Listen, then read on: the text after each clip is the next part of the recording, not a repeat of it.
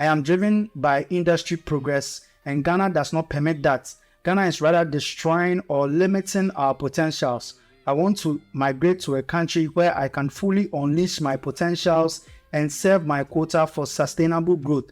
Again, Ghana is limiting these potentials by not providing jobs and other social amenities for us.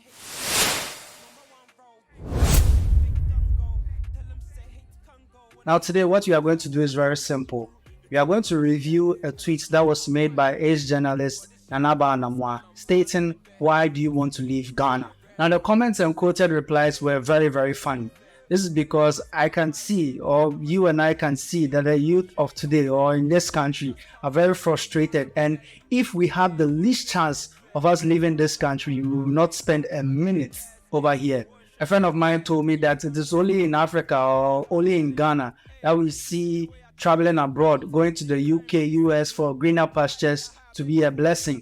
We spend long hours going to the church, midnight sessions, all-night sessions, praying to God for the UK or the US embassy to approve of our visa so that we can go there and make a better lives of ourselves. Now this falls back to the current state of the country. You and I will agree that the nation is no good. We are now back to the IMF after people of the ruling party saying that we will not go back to the IMF. I have a video link in the description, or you see it in the card up here. You can watch it and judge for yourself. Now the tweet has almost about 1,000 comments and more than 400 retweets, all saying the same thing about why they want to leave this country. We now take a look at the comments and the quoted reply that was made on that tweet.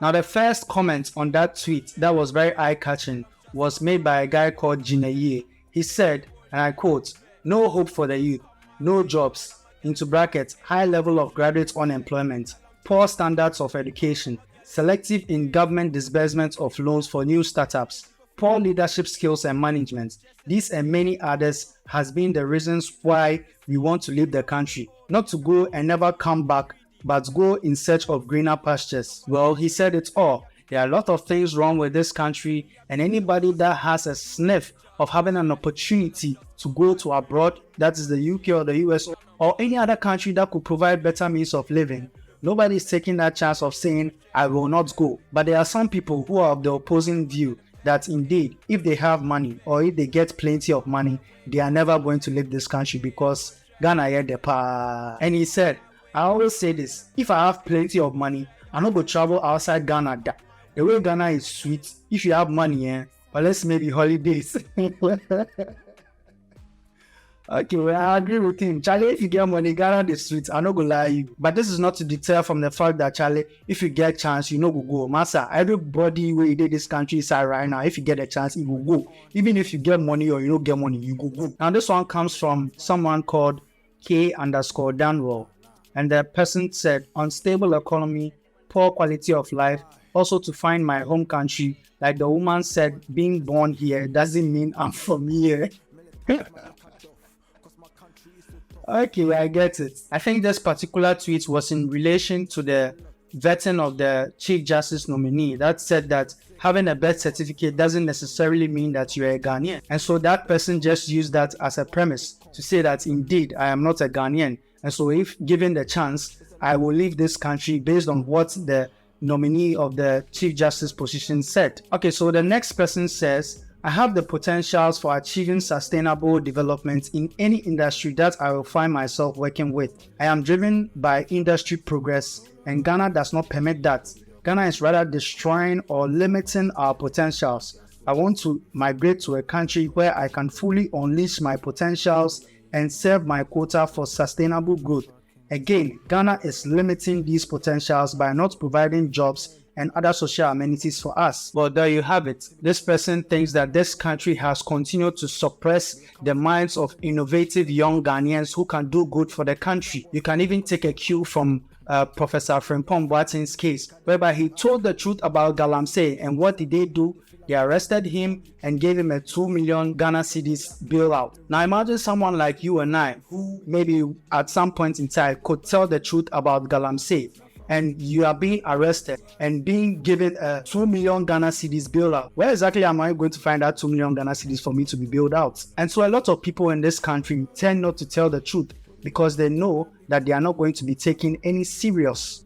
All of these things compiles, and an individual will just decide that, look, this country is not for me. I have a lot of things to offer this country, but I'm being bombarded by a lot of obstacles that I can't even express my full potential. You and I know that this is the problem that the youth faces today. You have a lot of individuals in this country with spectacular talent, but because of bribery and corruption, they just cannot make it out. Why not they say, and I'm not here to give solutions. I'm just saying whatever it is that you already know. I think that not everybody wants to leave, but some also wants to stay. This comes from a gentleman called Yao Mensah. He says, I honestly don't want to leave, but when does it all stop? When is enough enough? Where do you even settle down? Mom's house, troublesome landlord. How many graduates can afford to build or rent an apartment? The hopes of an ordinary graduate down here are bleak. You go to school, you graduate, you do your NSS, you get your 559. I don't know if you're able to say, but yes, it's an allowance. And so you make due of what is given to you. And then again, when you are done after NSS, what next?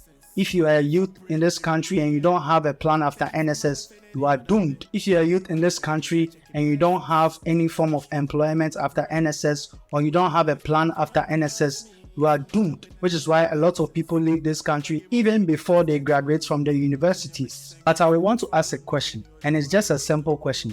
This was also asked in my IMF Ghana deal. I asked if you think that based on whatever it is that is going on in the country, do you think that there's hope for us, the youth in this country? Let me see your answers down in the comment section below. I hope you enjoyed this session of Hypercity Review. Please make sure to like, subscribe, and share because I have a lot of content coming up your way. Until then, it's goodbye.